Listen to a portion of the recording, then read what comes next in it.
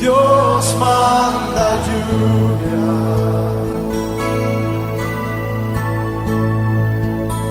derrama de tu espíritu,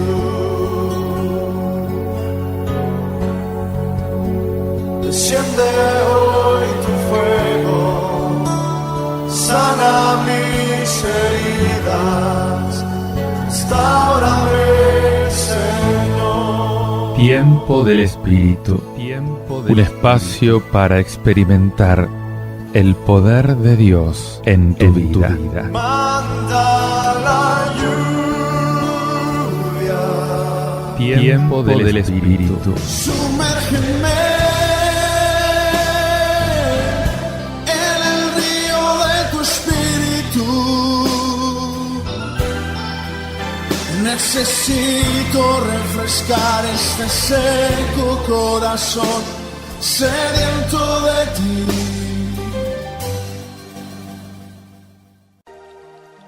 Paz y bien, te habla Fray Alejandro, de nuevo contigo para experimentar el poder y la fuerza del Espíritu de Jesús resucitado. De ese Espíritu Santo que, como hemos ido viendo y escuchando en estos días, lanzó a Pablo a la misión, a proclamar la buena noticia de la salvación a los paganos. Hoy te quiero presentar un texto de los Hechos de los Apóstoles, el capítulo 14, versículos 18 al 27. Y es el pasaje que es la conclusión del primer viaje misionero de San Pablo. Pablo y Bernabé hacen ahora en sentido inverso el itinerario que acaban de recorrer para afianzar esas comunidades que habían fundado.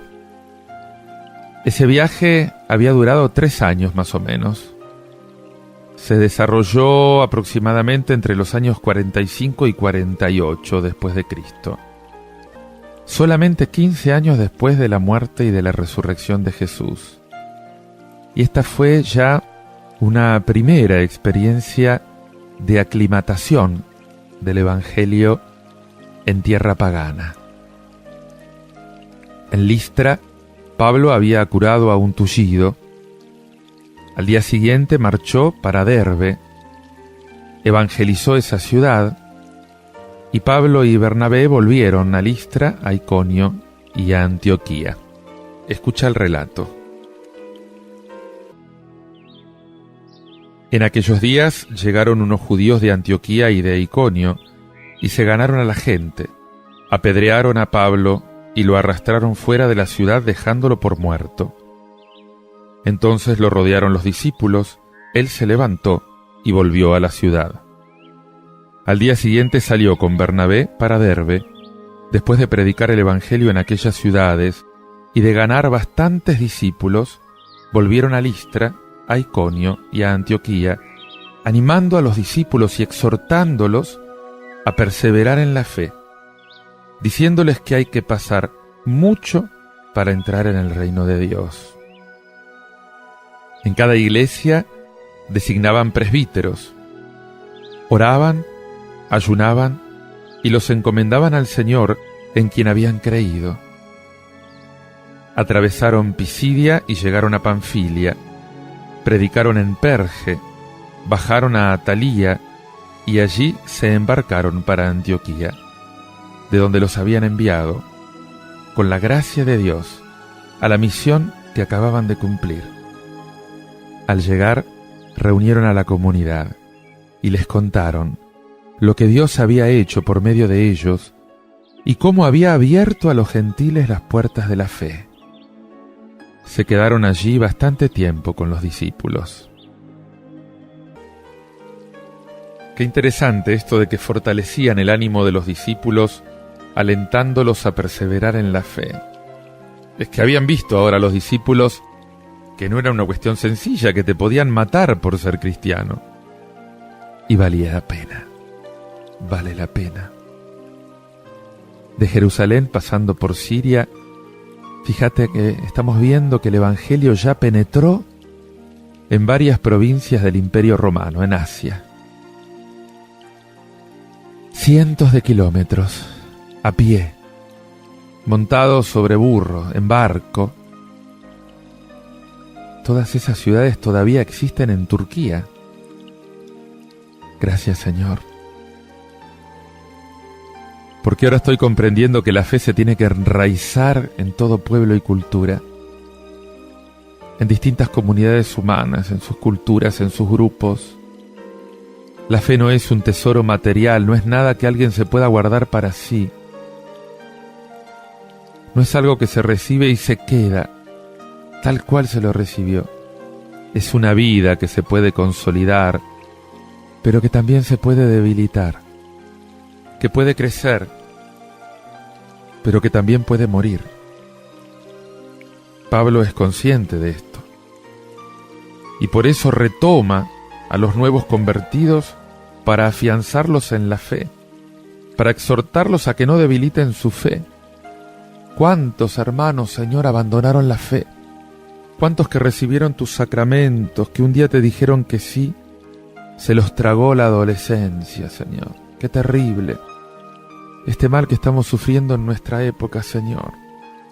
¿Cuántos miles que abandonan la iglesia? Pervertidos, engañados por el príncipe de la mentira, Señor. Claudican ante la primera dificultad. Y algunos terminan adorando ídolos, Señor. Falsos ídolos que los van a dejar vacíos, tristes, destruidos. Sí, Señor, como dice Pablo, es necesario pasar por muchas tribulaciones para entrar en el reino de Dios. Este es uno de los temas principales de Pablo, el sufrimiento que hay que pasar para entrar en tu reino, para servirte. Desde el momento de su conversión se lo dijiste. El sufrimiento siempre acompaña al cristiano, a todo ser humano, pero el sufrimiento puede tener un sentido. Nosotros sabemos, Señor, que es un paso, que es un momento doloroso que conduce al reino, que nos lleva hasta la felicidad total junto a ti, Señor. Y Pablo ya se atreve a decir estas cosas, y se las dice a los recién convertidos. Y ahora me invitas a pensar cómo tomo mis propios sufrimientos. Y designaron presbíteros en cada iglesia. Pablo y Bernabé no se contentan con anunciar el Evangelio, se multiplican como se multiplicó Jesús en los 12. Algunos años después de su viaje de ida, vuelven y fundan comunidades estructuradas, designan ancianos para que sean jefes de estas comunidades. El término anciano, que traduce el término griego, presbítero, del que vino más tarde la palabra francesa prêtre, el preste en antiguo castellano. La propia fe no se puede vivir individualmente, no se puede. Es necesario vivirla en la iglesia, y la iglesia tiene que estar organizada, tiene que haber pastores. ¿Estás compartiendo tu fe con otras personas? ¿O te las arreglas solo? ¿Qué sentido tiene para vos la iglesia? ¿Tenés una iglesia? ¿Podés decir yo pertenezco a esta iglesia, a esta comunidad? ¿Conocés los nombres de los hermanos? ¿Quiénes son? ¿Participás en un grupo de oración? ¿Tenés intimidad con otros cristianos? ¿Cómo estás participando en la vida de tu comunidad local, de tu iglesia? El sacerdote, el presbítero designado para presidir, para dirigir esa comunidad de fieles a la que perteneces. ¿Sabés que está representando a Cristo? Representa a Cristo, que es la cabeza del cuerpo, que es la iglesia. Es el símbolo de la unidad, es el constructor de la unidad. Es aquel por el cual se hacen los ligamentos para unir a todo el cuerpo, para que el cuerpo no se desmembre. ¿Tenés relación con tu presbítero? Pedir al Espíritu Santo que también haga arder en tu corazón este impulso misionero de Pablo y Bernabé. Pedíselo con este tema musical del grupo Inspiración, Consolador.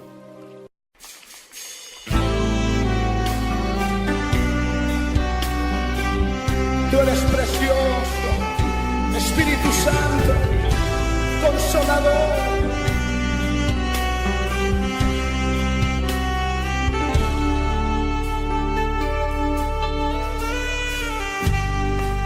Consolador, Espíritu Santo de Dios, llévame a adorar al Padre, esta es mi oración.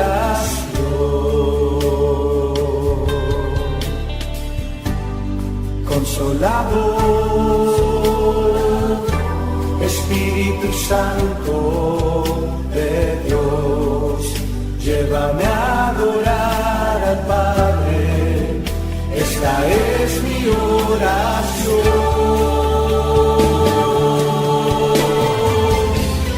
Quiero adorarte y expresar mi gratitud. Cristo, te exalto, te amo a ti. Quiero adorarte y expresar mi gratitud. Cristo, te exalto, te amo a ti.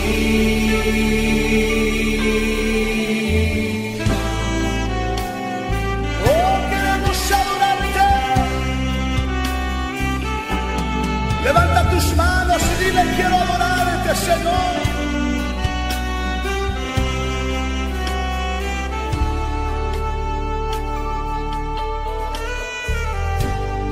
Consolador,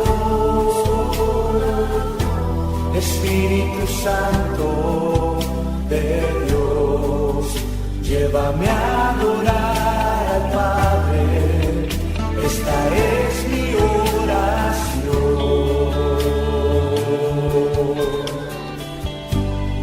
Consolador, dile: Espíritu Santo, Espíritu Santo de Dios, llévame a adorar al Padre, esta es mi oración.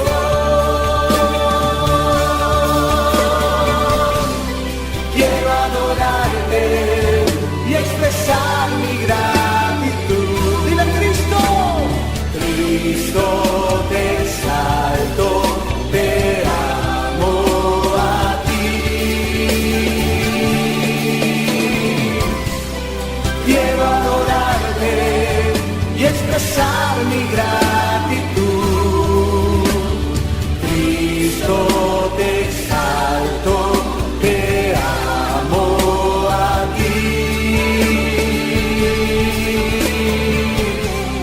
Quiero adorarte y expresar mi gratitud. Cristo, te exalto, te amo. Levanta tus manos y dile: quiero adorarte. Quiero adorarte y expresar mi gratitud. Cristo, te exalto, te amo a ti. Cristo, te exalto, te amo a ti. Cristo, te exalto, te amo a ti.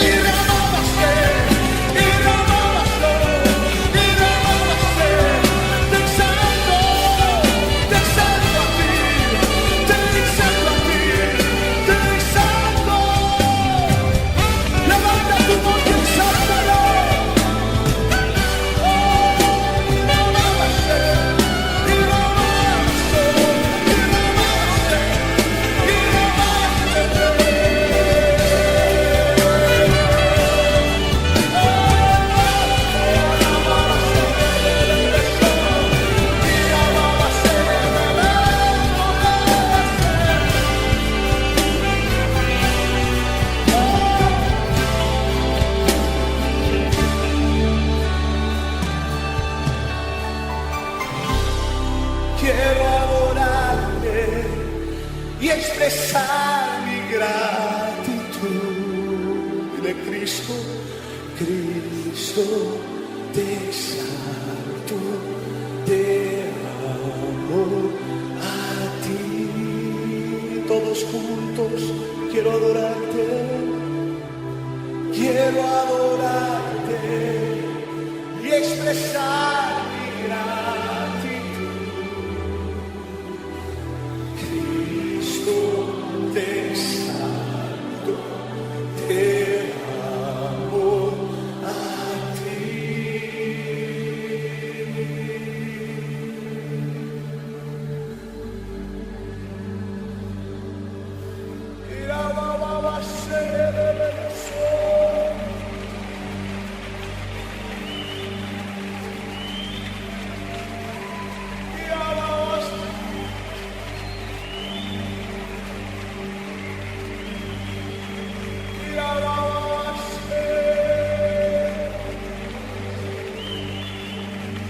Levanta tus manos, Él está aquí en este lugar. Comienza a exaltarle. Oh, Cristo te exaltó. Dile cuánto le amas. Oh, te exaltó. Y la vamos a hacer.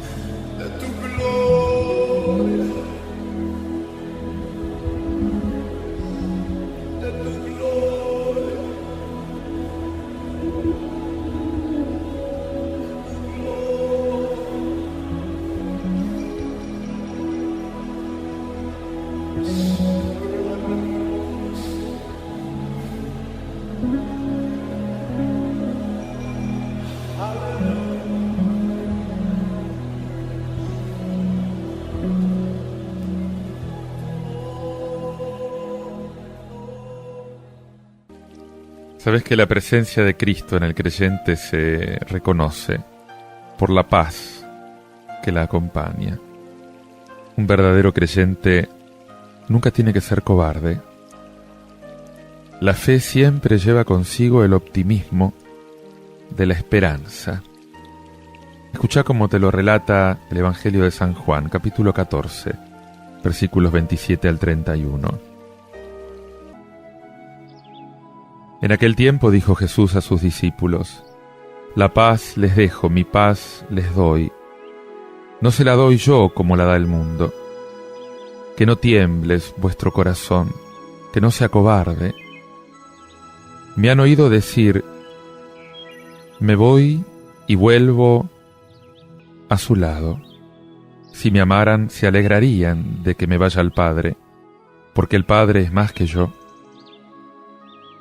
Se los he dicho ahora, antes de que suceda, para que cuando suceda, sigan creyendo. Ya no hablaré mucho con ustedes, porque se acerca el príncipe de este mundo. No es que él tenga poder sobre mí, pero es necesario que el mundo comprenda que yo amo al Padre, y que lo que el Padre me manda, yo lo hago. Les dejo la paz, les doy mi paz, dice Jesús. Estamos en vísperas de la muerte de Jesús. Jesús habla de su paz, quiere darla a sus amigos. Están angustiados, están perturbados por el anuncio de la traición de Judas, de la negación de Pedro, todo esto que han conocido que los deja pasmados. Y Jesús les dice: tranquilos, yo les doy mi paz. Queremos tu paz, Señor. Queremos esa paz que tenías en tu propio corazón, porque vos eras un hombre apacible, un hombre de paz. Y quiero imaginarme esa paz que brota de tu rostro, que brota de tu conducta, que brota de tu modo de hablar. ¿En qué tono de voz estarías diciendo todo esto? Yo les doy mi paz. Dame tu paz, Señor. Dame tu paz. Dale esa paz también al mundo, Señor. Pero Jesús le dice, no como el mundo la da. Mi paz es distinta. Es una paz distinta. El Evangelio no aporta un método concreto para realizar la paz entre los hombres. No es una receta. Es una paz que viene de más lejos. Viene de Dios, de tenerlo en el corazón. No se turbe vuestro corazón, no se intimide, dice Jesús. El clima reinante es de miedo, de turbación.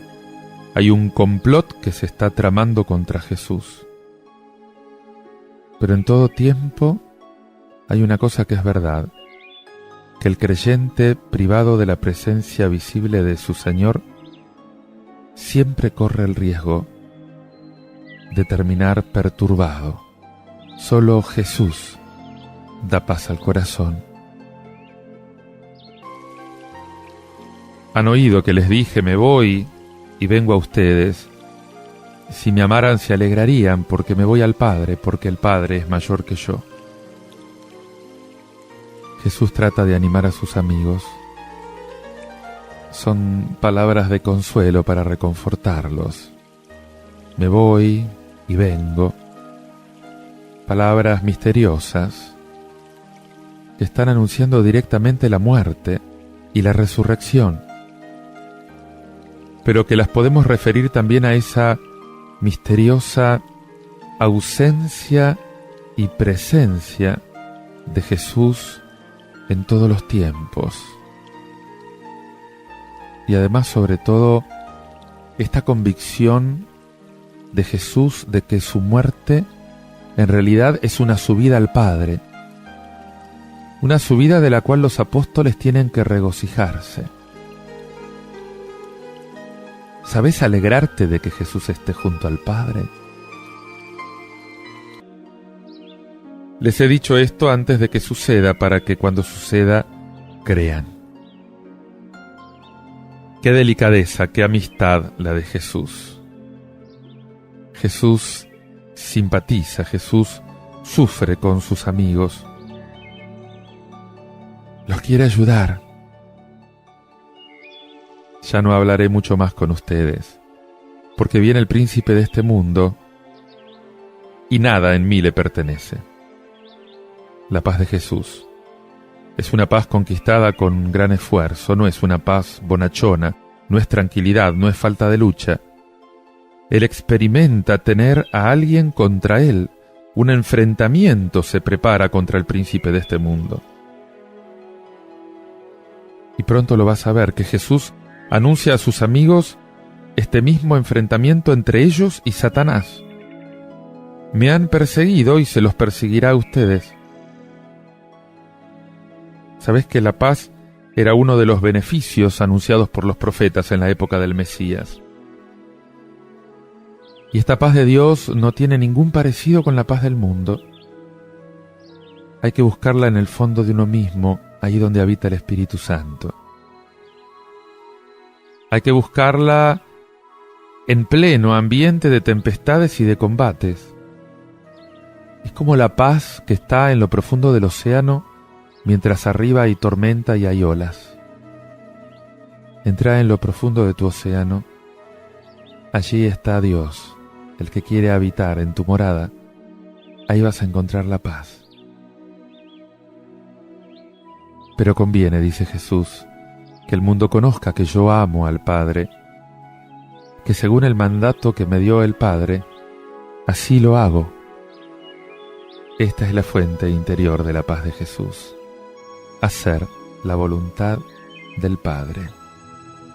Esta va a ser la fuente de tu paz, cuando te decidas con todo el corazón a hacer la voluntad del Padre. Te invito a pedirle esto al Espíritu Santo con este canto de Marco Yaroide: habitas en mí.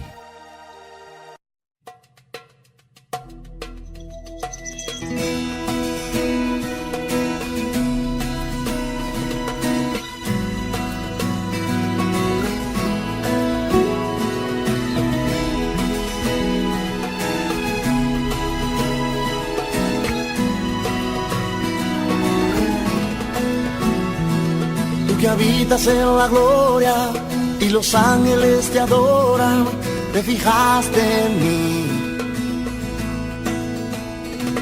Yo tan lleno de pecado, tú tan alto, yo tan bajo, te fijaste en mí. Eres alto y sublime, eres grande en majestad. Los ángeles te adoran y habitas en mí.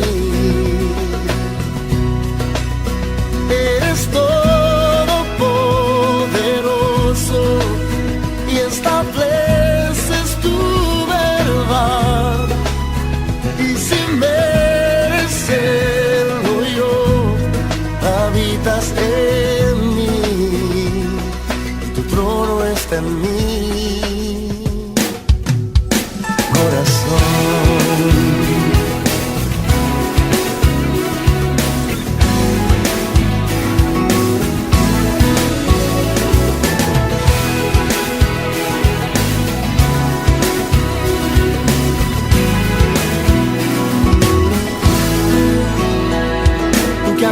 En la gloria y los ángeles te adoran, te fijaste en mí. Yo tan lleno de pecado, tú tan alto, yo tan bajo, te fijaste en mí. Oh, eres alto y sublime, eres grande en majestad. Y los ángeles te adoran y habitas en